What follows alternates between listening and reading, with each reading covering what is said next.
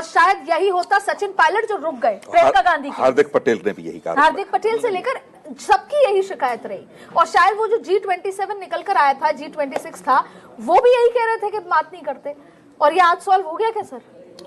नहीं अदिति जी, मुझे जो लगता है, देखिए आज की तारीख में कांग्रेस के पास एक बड़ा ड्रॉबैक सबसे ये है कि आपको देश का जब आप पूरा स्ट्रक्चर देखते हैं तो एक स्ट्रक्चर आता है हिंदी पट्टी का और दूसरा आता है नॉन हिंदी पट्टी। अब नॉन हिंदी पट्टी में कांग्रेस का जो भी आउटकम है, जो भी रिजल्ट्स हैं, उनके फेवरेबल माने जाएंगे। लेकिन हिंदी पट्टी में हम जहां तक बात करें, जहां से बेस था कांग्रेस, जहां कांग्रेस खड़ी थी, वहां से आप बिल्कुल डिस्मिस हो गए, जनता आपको नकारने लगी। तो अब ऐसी स्थिति में आपको क्या करना चाहिए, क्या करना था जो आपने नहीं किया? आप इंटरनल इंफ्रास्ट्रक्चर को तो इंटैक्ट नहीं कर पाए, वो तो एक अलग विषय है। दूसरा विषय ये है कि हिंदी पट्टी के अंदर क्या राहुल गांधी की पकड़ है, मैं समझता हूं नहीं है। हिंदी पट्टी के लिए आपको प्रियंका गांधी को आगे लाना चाहिए था, और प्रियंका गांधी को जिस तरीके से आगे लाना चाहिए था, जो प्लेटफॉर्म, जो बेस उनको मिलना था, वो नहीं मिला है अदिति जी, और उसका परिणाम हम देख रहे हैं। अब मैं एक बड़ी साधारण सी बात कह रहा हूं, 150 से ज्यादा सांसद जब विधानसभा में योगी जी के खिलाफ धरने पर बैठे, तो आप ये समझ लीजिए कि अखिलेश यादव उस चीज को इनकेस नहीं करा पाया। अगर मुलायम सिंह यादव होते तो मैं समझता हूं रातों रात सत्ता परिवर्तन उत्तर प्रदेश में हो जाता, नहीं हुआ।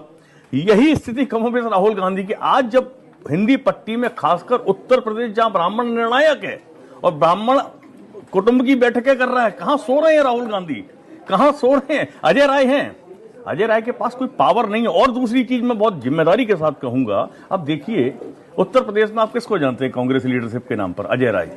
उनके नीचे का संगठन किसी को पता है कि कौन प्रदेश में महामंत्री है? किसी राज्य में कहीं नहीं है। तो आप इस तरीके से एक एक छत्र खड़ा करके चाहते हैं कि राष्ट्रीय स्तर की पार्टी सरवाइव कर जाए, असंभव है। मुझे to add on to what you are saying जी, और जिस राज्य में संगठन है, जैसे कि हरियाणा हुआ, राजस्थान हुआ, वहां आपने दो में स्प्लिट कर रखा है। यस, बिल्कुल। वहां आपने अपना वर्चस्व बनाने के लिए हर राज्य में, कमलनाथ जी, दिग्विजय सिंह जी आप देख लीजिए, कर्नाटक आप देख लीजिए, क्या स्थिति है कर्नाटक की। और उसमें भी अगर कोई क्राइसिस मैनेजमेंट कर सकता है तो शायद प्रियंका गांधी होंगी। प्रियंका गांधी, राहुल गांधी जी के साथ ड्रॉबैक सर ये है कि वो डे टू डे मैनेजमेंट नहीं कर सकते। वो लॉन्गर रन में कोई एक कर लेंगे, वो आइडियोलॉजिकल लड़ाई बीजेपी के साथ लड़ रहे हैं, पर संगठन का डे टू डे मैनेजमेंट। एक लाइन में कहूंगा, देखिए ऐसा, जब आप किसी संघर्ष में जाते हैं या किसी फाइट में, राजनीतिक फाइट है, सत्ता की लड़ाई होती है, तो फाइट में एक फाइटर होता है, आगे चलता है, और पीछे होता है जो आदमी स्ट्रेटेजी प्लान करता है। अब आपके पास क्या है कि आप ही स्ट्रेटेजिस्ट हैं, आप ही फाइटर हैं, आप ही सब ऑल इन वन आप नहीं हो सकते। राहुल गांधी के साथ यही सबसे बड़ी समस्या है कि आप पीछे बैकड्रॉप में अगर आप प्रियंका गांधी को दे दें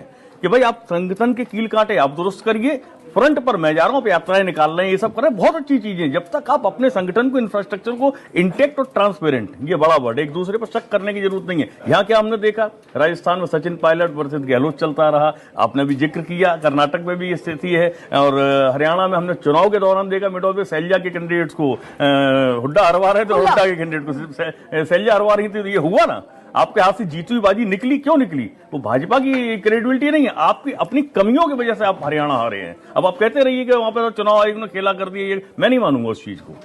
सर, राहुल गांधी के पास